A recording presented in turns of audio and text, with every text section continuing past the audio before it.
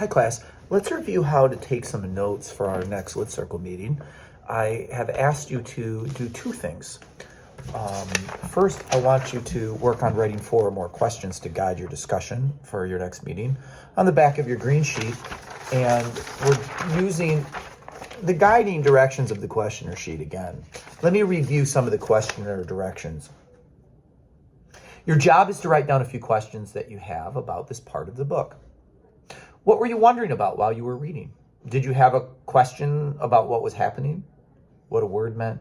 What a character did? What was going to happen next? Why did the author use a certain style?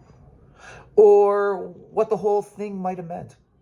Just try to notice what you are wondering while you are reading and jot down some of those questions either along the way or after you finished.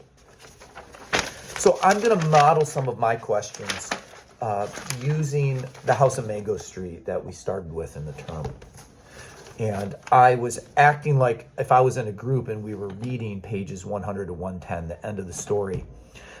These chapters were A House of My Own and Mango Says Goodbye. We had them on a previous assessment. So I thought I'd use that in my modeling. So some of my questions I came up with on the back.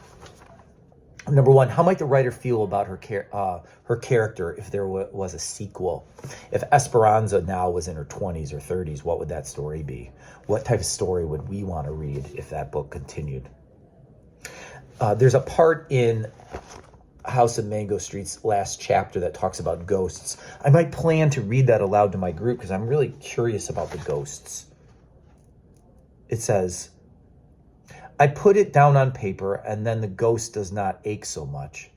I write it down and Mango says goodbye sometimes. She does not hold me with both arms. She sets me free. I might ask a question to my group like, what ghosts are haunting the narrator that she's writing about, that she's trying to be set free? We might think of things that have happened in the past and make connections. The third question I came up with, what does Esperanza mean when she says, sad red house, the house I belong but do not belong to? I love the way that she wrote that. That might be something I want to discuss in my group.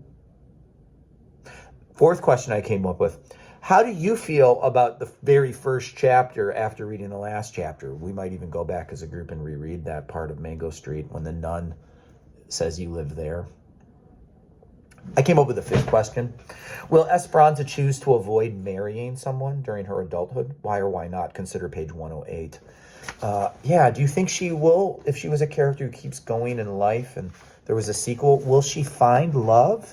Will she find love but not get married? She writes in 108, not a flat, not an apartment in back, not a man's house, not a daddy's, a house all my own with a porch and my pillow, my pretty petunias, my books with my stories, my 2 shoes waiting beside the bed.